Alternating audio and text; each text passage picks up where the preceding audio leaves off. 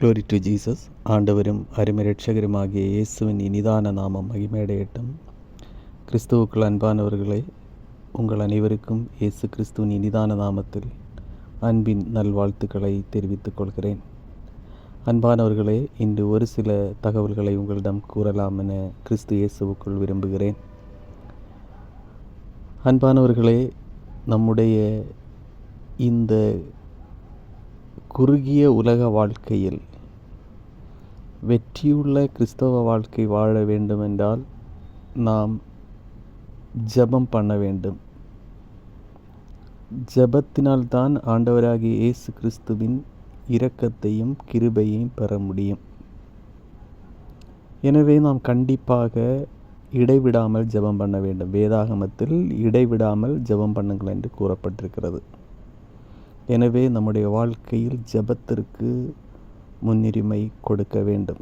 அப்படி கொடுத்தால் மட்டும்தான் ஒரு வெற்றியுள்ள கிறிஸ்தவ வாழ்க்கை வாழ முடியும். அன்பானவர்களே, இன்றைக்கு அநேக தேவாலயங்கள் 24 மணி நேரமும் திறந்திருக்கிறது.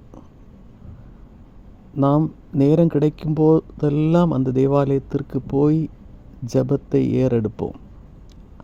ஆண்டவராகிய இயேசு கிறிஸ்துவின் நாமத்தை மகிமைப்படுத்துவோம்.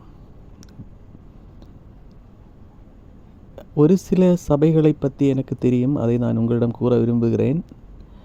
சென்னை சைதாப்பேட்டை, அதாவது சின்னமலையில் இருக்கிற NLAG தேவாலயம் 24 மணி நேரமும் திறந்திருக்கிறது. 24 மணி நேரமும் அங்கு ஆராதனை நடைபெற்று கொண்டிருக்கிறது. நாம் சென்னையில் இருக்கிறவர்கள் என்றால் நாம் கண்டிப்பாக அந்த தேவாலயத்திற்கு போய் நேரம் கிடைக்கும் போதெல்லாம் ஜெபம் பண்ணுவோம்.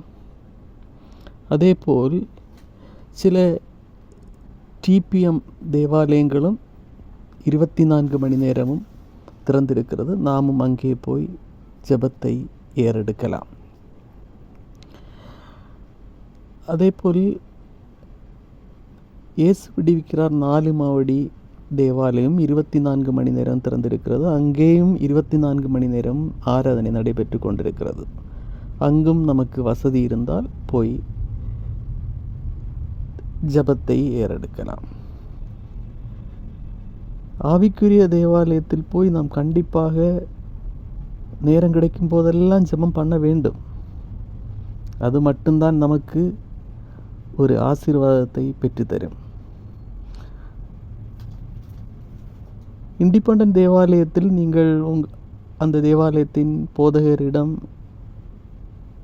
கேட்டால் அவரும் உங்களுக்காக கண்டிப்பாக தேவாலயத்தை திறந்து தருவார். நீங்கள் போய் ஜெபம் பண்ணலாம். நான் ஏன் இதை உங்களிடம் சொல்லுகிறேன் என்றால், ஜெபமே ஜெயம். ஜெபத்தால் நாம் ஜெயம் பெற முடியும். எனவே கிறிஸ்தவ வாழ்க்கையில் எந்த வீழ்ச்சியும் வராமல் வெற்றியுள்ள ஒரு கிறிஸ்தவ வாழ்க்கை வாழ வேண்டுமென்றால் ஏசப்பாவிடம் ஜெபம் பண்ண வேண்டும். அதுதான் நமக்கு ஆசீர்வாதமாக இருக்கும். ஆண்டவராகிய இயேசு கிறிஸ்து நாமம் மகிமைப்படும். ஆண்டவர் தாமே உங்களை ஆசீர்வதிப்பாராக. ஆமென்.